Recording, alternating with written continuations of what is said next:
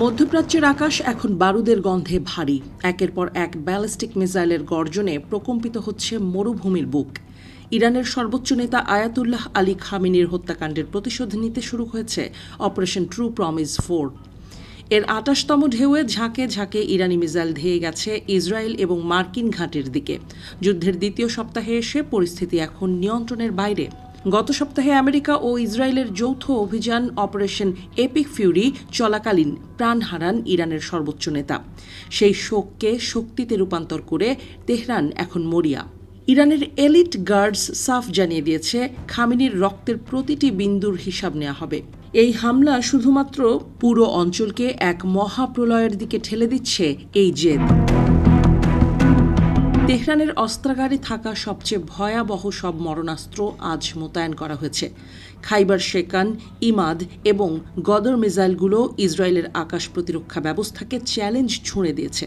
প্রায় ২,০০০ কিলোমিটার পাল্লার এই ক্ষেপণাস্ত্রগুলো ঘণ্টায় ১৭,০০০ কিলোমিটার বেগে আঘাত হানতে সক্ষম। ইরানের এই বিশাল মিসাইল ভান্ডারই এখন তাদের প্রধান রক্ষা কবচ হয়ে দাঁড়িয়েছে। পাল্টা জবাব দিতে ছাড়েনি আমেরিকা ও ইসরায়েলও। তেহরানের আকাশে আজ সূর্যের আলো ম্লান হয়ে গেছে তেলের ডিপো থেকে ওঠা ঘন কালো ধোঁয়ায়। একের পর এক বিমান হামলায় ইরানের জ্বালানি অবকাঠামো গুঁড়িয়ে দেওয়ার চেষ্টা করছে মিত্রশক্তি। যুদ্ধের এই ভয়াবহ আঁচ সরাসরি আঘাত হেনেছে বিশ্ব জ্বালানি বাজারে, যার ফলে বিশ্বজুড়ে তেলের দাম আকাশচুম্বী হওয়ার আশঙ্কা দেখা দিয়েছে। যুদ্ধ এখন কেবল ইরান ইসরায়েলের মধ্যে সীমাবদ্ধ নেই।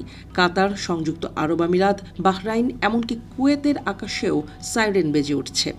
ইরান স্পষ্ট জানিয়ে দিয়েছে, শত্রুকে যে দেশই জায়গা দেবে তাকেই চরম মূল্য দিতে হবে। কুয়েতি আকাশ প্রতিরক্ষা বাহিনী গত ২৪ ঘণ্টায় অন্তত ৩টি ব্যালিস্টিক মিসাইল রুখে দিয়েছে, কিন্তু সব হামলা আটকানো সম্ভব হয়নি।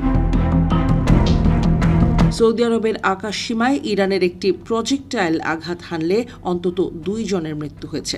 এদের মধ্যে একজন ভারতীয় নাগরিক রয়েছেন বলে জানা গেছে। এছাড়া আহত হয়েছেন আরও ১২ জন। ইরানের প্রেসিডেন্ট মাসুদ পেজেশকিয়ান একদিন আগেই প্রতিবেশী দেশগুলোর প্রতি নমনীয় হওয়ার ইঙ্গিত দিয়েছিলেন, কিন্তু যুদ্ধের দাবানল তাকেও কঠোর হতে বাধ্য করেছে। তিনি আজ দ্ব্যর্থহীন কণ্ঠে ঘোষণা করেছেন, প্রতিবেশী কোনো দেশ থেকে যদি ইরানের ওপর হামলা চালানো হয় তবে তার জবাব দিতে তেহরান এক মুহূর্তও ভাববে না। ক্ষমা নয়, এখন কেবল প্রতিশোধের সময়।